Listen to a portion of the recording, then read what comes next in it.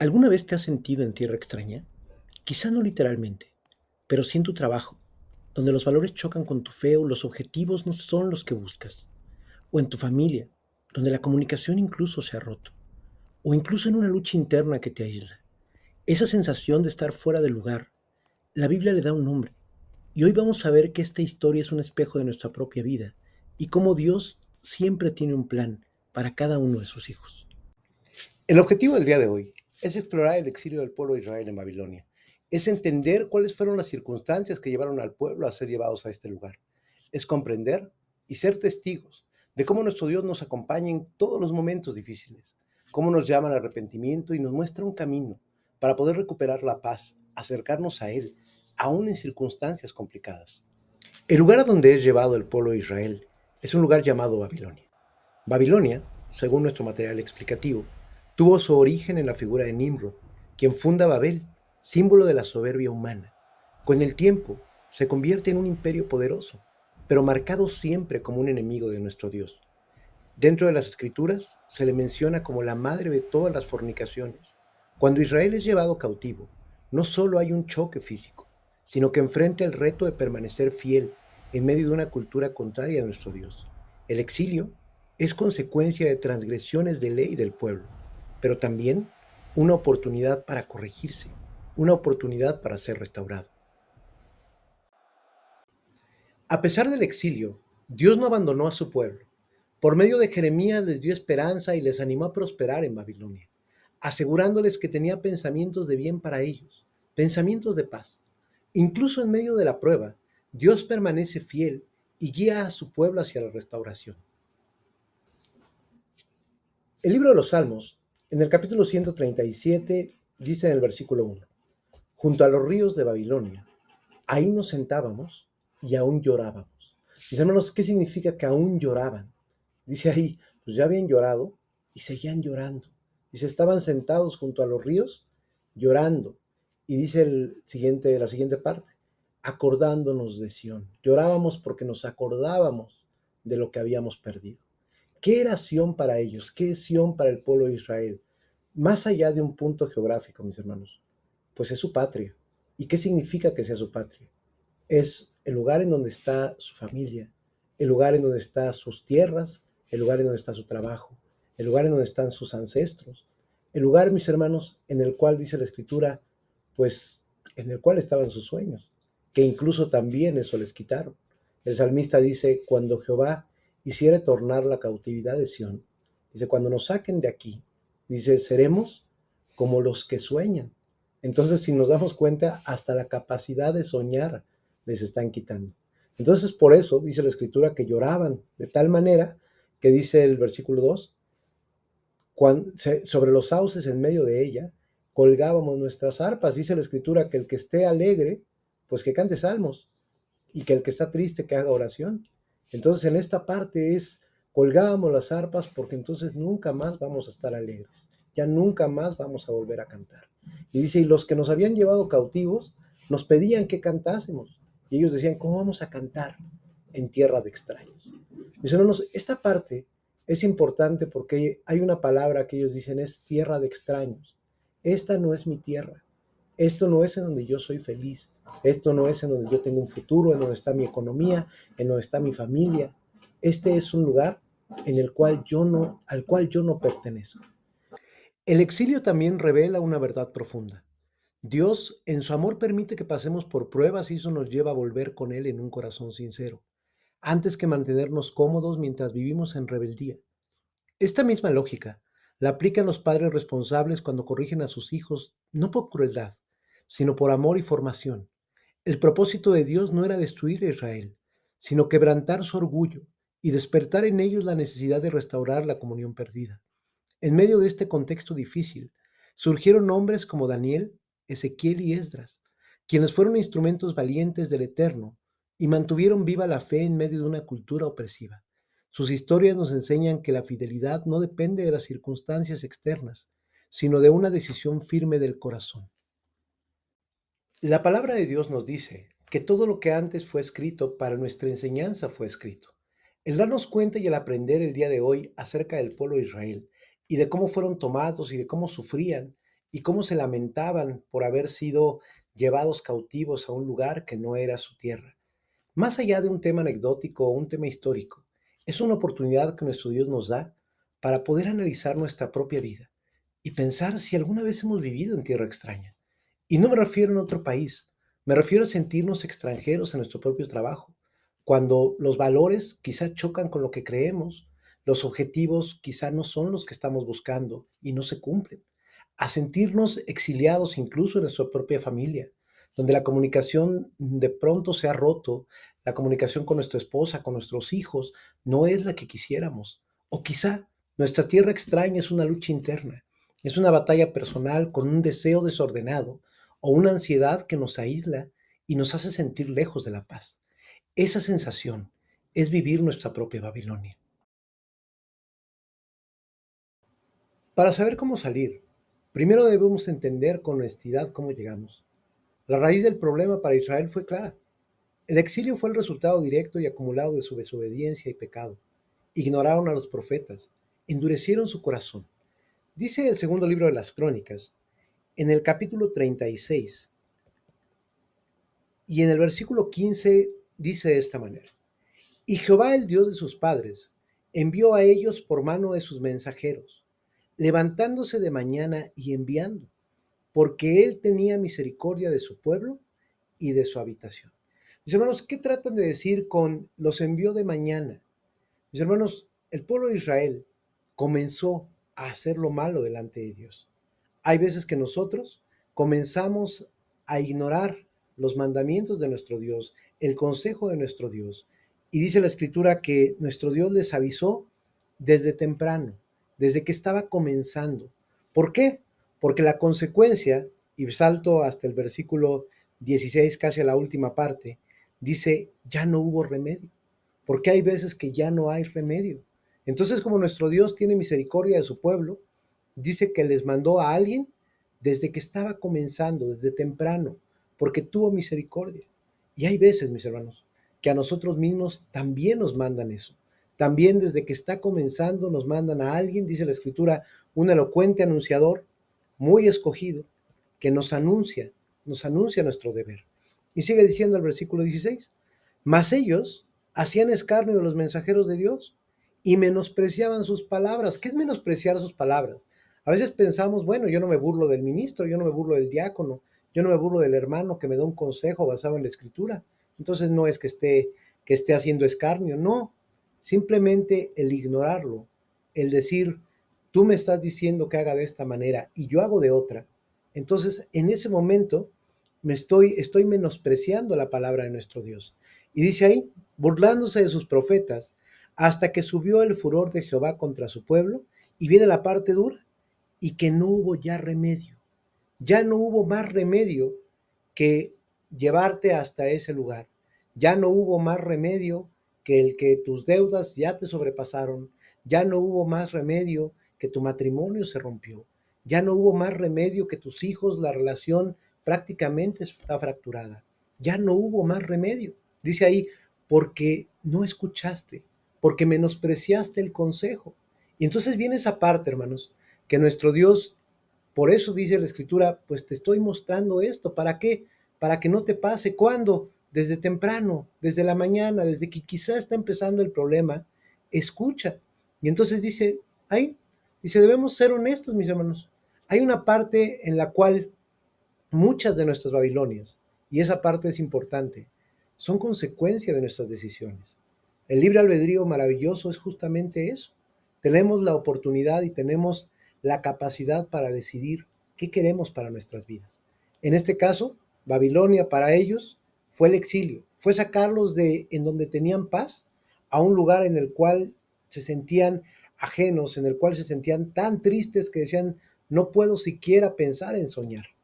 Hay veces que nuestras propias decisiones nos sacan también de ese lugar el cual amamos, nos sacan de nuestra familia, nos sacan de nuestro trabajo, de nuestra paz, de la cuestión económica también nos perjudica. Mis hermanos, y dice ahí que es una consecuencia todo lo que hacemos, dice el pasaje de Crónicas, que no escuchamos la voluntad de nuestro Dios.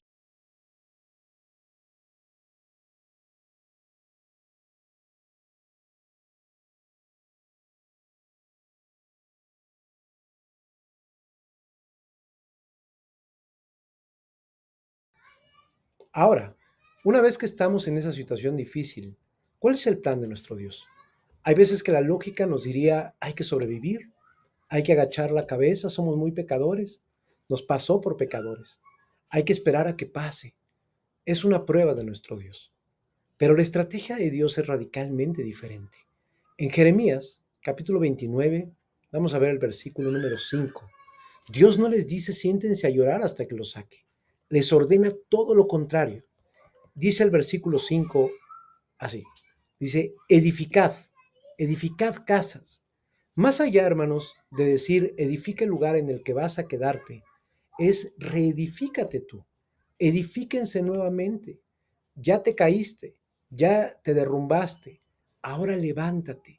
Pero reedifícate cómo. Dice la Escritura que si Dios no edifica la casa, en vano trabajan aquellos que la edifican. Entonces lo primero es, edifícate en Dios, edifícate en sus leyes, vas a reedificar tu trabajo, reedifícalo en leyes. Vas a reedificar la cuestión de cómo manejas el dinero, reedifícalo con las leyes. Vas a reedificar tu relación con tu familia, con tu esposa, con tus hijos, reedifícalo en las leyes. Y entonces dice ahí, dice, reedifícalo, dice, edificad casas y algo importante, y quédate a vivir ahí, quédate en las leyes de Dios, quédate haciendo la voluntad de aquel que te levantó y que te está diciendo esto en este momento. Y después dice, ahora sí, dice, planta huertos, ponte a trabajar, ya lo edificaste, ya lo tienes en tu cabeza, ya eres una nueva criatura. Ahora trabaja con eso. Ahora vas a ver que si te reedificaste y empiezas a trabajar con esa nueva mentalidad, dice, con esa mente renovada, dice la escritura, vas a poder plantar, vas a poder trabajar. Y viene una parte maravillosa y dice, y ahora sí, yo te voy a dar el fruto de ellos. Yo te voy a dar fruto de todo lo que trabajes. Pero primero, reedifícate, después ponte a trabajar con esa nueva forma de trabajar. Y ahora yo te voy a dar para que comas de ese fruto. Después dice el 6, casaos y engendrad hijos e hijas, dad mujeres a vuestros hijos y dad maridos a vuestras hijas, para que paren hijos e hijas y multiplicaos ahí, y no os hagáis pocos, y procurad la paz de la ciudad de la cual hice traspasar, y rogad por ella a Jehová, porque en su paz tendréis vosotros paz. Mis hermanos, ¿qué es lo que les dice? Edifiquen, planten, formen familias, trabajen por la paz del lugar donde están. En otras palabras, no pongan su vida en pausa. No esperen a que pase la prueba, porque realmente la prueba no es lo que están pasando. La prueba es la capacidad que tienes para escuchar la voz de Dios y tomar acción y salir de eso que estás viviendo. Les dice, sean una bendición en el mismo lugar de su aflicción. Dios nos llama a ser luz, mis hermanos. Como Daniel, sirve con excelencia en la corte de un rey pagano. Nuestra fe se demuestra no cuando todo es fácil, sino cuando decidimos realmente ser fieles en medio de las pruebas. La aplicación es clara, mis hermanos. No pongas tu vida espiritual en pausa, no pongas tu vida en pausa, esperando a que la prueba termine. Florece donde Dios te ha plantado.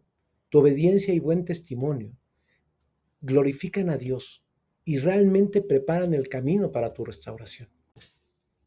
Finalmente, el regreso del exilio fue posible cuando el pueblo preparó su corazón para valorar nuevamente la libertad y el servicio a Dios.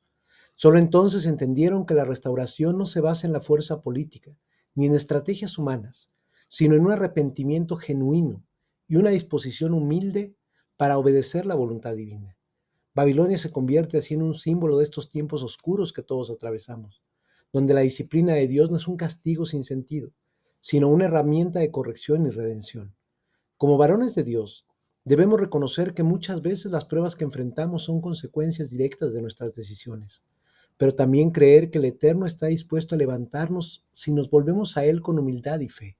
Su fidelidad permanente apunta hacia la esperanza y la restauración de aquellos que se arrepienten sinceramente.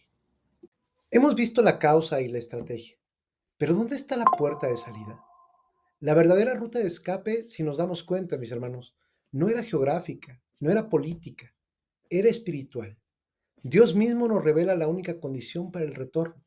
Dice Jeremías, ahí mismo en el capítulo 29, y hay dos partes que son importantes. Dice el versículo 11, Porque yo sé los pensamientos que tengo acerca de vosotros, dice Jehová, pensamientos de paz. Hermanos, qué maravilla lo que nos habla nuestro Dios en esta tarde. Nos está diciendo, yo tengo pensamientos de paz para ti. Yo quiero que te vaya bien, no quiero que te sientas que no perteneces, no quiero que estés afligido, no quiero que llegue un momento en el que digas, ya no quiero cantar porque estoy triste y nunca más voy a volver a estar contento. No quiero eso para ti, quiero que te vaya bien. Entonces dice, porque mis pensamientos, dice, son de paz. Y hay otra parte maravillosa y dice, para daros el fin que esperáis. ¿Qué estás buscando? ¿Qué esperas de mí? ¿Qué esperas de Dios? Entonces Dios dice, pues yo quiero darte eso que tú esperas. Yo quiero que estés contento.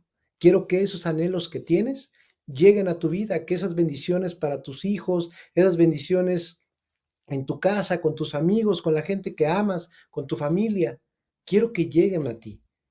Y dice ahí, sigue diciendo, y entonces cuando ya hayas hecho todo esto, cuando te hayas acercado a mí, dice, me vas a invocar y vas a ir y vas a orarme a mí. Y dice, y yo te voy a escuchar. Y sigue diciendo, y me buscaréis y hallaréis. Y hay una parte importante. Dice, porque me vas a buscar con todo tu corazón.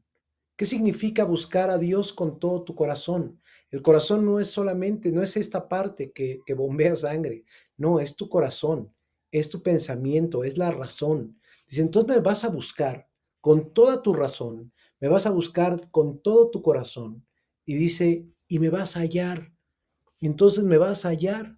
Y dice el versículo 14, y será hallado de vosotros, dice Jehová, y tomaré vuestra cautividad. Ya no vas a ser esclavo, vas a ser libre. Y entonces dice la escritura, entonces dice, y será hallado de vosotros, dice Jehová, y tornaré vuestra cautividad y os juntaré de todas las gentes. Mis hermanos, el proceso es un viaje del corazón. El primero es invocar, es orar. Y esta parte nuestro Dios nos la pone clara. Dice, invoca, ora, pídeme. Evidentemente, es el clamor humilde. Es el clamor de aquel que sabe que no hizo bien y que entiende en qué se equivocó. Y que como Job decía, muéstrame lo que no veo, muéstrame si hice mal, sé lo que hice mal y si hay algo que hice nuevamente mal, pues dime qué es para que ya no lo haga. Y después segundo, dice buscar, dice búscame, ora pero búscame, busca cuál es mi voluntad, busca cómo se trabaja según las leyes, cómo se tiene una buena relación según la Biblia con tu esposa, con tus hijos, en tu trabajo, en todo lo que realizas, búscame. Y entonces viene, ¿qué implica buscar? Abrir la Biblia, ¿qué implica buscar? Orar, ir a la iglesia, apartarse de todo lo que te aparta de Dios. Y el tercero y la clave de todo, ¿qué dice ahí? De todo vuestro corazón. No es un ritual, no es solamente decir, es que ya ahora voy a hacer de esta manera. No, es realmente entregarte, entregar cada acción de tu vida, entregar tu trabajo, entregar tu matrimonio, entregarle todo a Dios y decirle a nuestro Dios, te quiero a ti más de lo que quiero salir de esta situación. No quiero salir solamente por salir, quiero conocerte, quiero que me sigas dando de esta maravilla que me habías dado y que por alguna razón que caí, en este momento le estoy perdiendo. Nuestro Dios, mis hermanos, no espera la perfección. ¿Qué es lo que espera? Dice la Escritura, un corazón sincero. La restauración no es un premio solamente por el buen comportamiento, es la respuesta, mis hermanos, de un padre amoroso al clamor de sus hijos, al clamor de un hijo que genuinamente está arrepentido y entonces está dispuesto a buscarlo de todo su corazón. Quizás hoy te sientes en Babilonia, quizás estás cansado, te sientes aislado, sientes que no perteneces, sientes que las cosas son muy complicadas y que es muy difícil salir de ellas. Pero la palabra de nuestro Dios nos asegura que Babilonia, ese sentimiento de estar fuera de tu patria, ese sentimiento de añoranza, de decir, yo estaba mejor, no es el destino final, es un campo de entrenamiento, es el lugar donde ciertamente nuestro orgullo es quebrantado, pero es para que podamos descubrir la gracia de nuestro Dios, para poder descubrir la misericordia del Altísimo. Y el mismo Dios nos habla y nos dice, yo quiero pensamientos de paz, yo tengo pensamientos maravillosos acerca de ti y quiero que estés bien y quiero que puedas obtener el fin que estás buscando. Entonces, ¿cuál es el siguiente paso? Te propongo 3 acciones prácticas. La número 1 es, identifica tu Babilonia. Sea honesto con Dios, sea honesto contigo. Nombra eso que quisieras cambiar de tu vida, eso que no te permite estar en paz, que te hace sentir que no perteneces, eso que te tiene deprimido o que de pronto te preocupa. Nómbralo. Ponle nombre a esa situación que no te tiene disfrutando de esta maravilla que es este país que Dios te da. Lo segundo, cambia tu oración. En lugar de solo pedir, sácame de aquí, bendíceme, dame, ora a nuestro Dios y pídele que te muestre cuál es tu propósito aquí. ¿Cómo puedes honrar a nuestro Dios en este lugar? ¿Y cuáles son los pasos a seguir para poder salir de este lugar en el cual en este momento no estás contento? Y el número 3, busca a Dios de todo tu corazón. Toma una decisión hoy. Da un paso práctico para buscarlo. Confiesa ese pecado. Abre tu Biblia con un corazón dispuesto. Humíllate delante de Él. No esperes a salir del exilio para buscar a Dios. Búscalo en el exilio. Y Él mismo te mostrará la puerta de salida hacia la restauración y la paz que te ha prometido.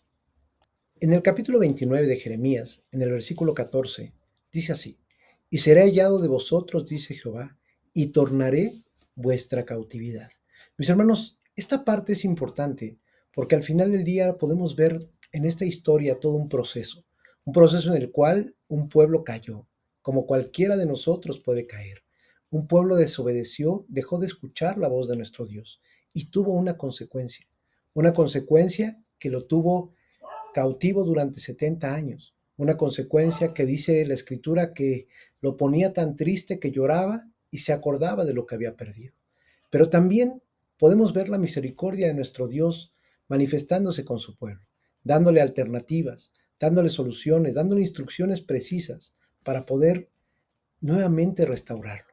Mis hermanos, el salmista dice, hay un pasaje que justamente nos habla de esto, y dice que cuando Jehová hiciere volver, hiciere tornar la cautividad de Sión, hiciere tornar de ese sentimiento que en ese momento tenían de desesperanza, de abandono, dice, cuando Jehová hiciere tornar esa cautividad, dice, seremos como los que sueñan, seremos como aquellos que pueden pensar en que van a hacer un montón de cosas, aquellos que todavía tienen tierra, aquellos que tienen familia, aquellos que tienen hijos, aquellos que saben que su vida va a ser plena y va a ser feliz. Y dice, y entonces nuestra boca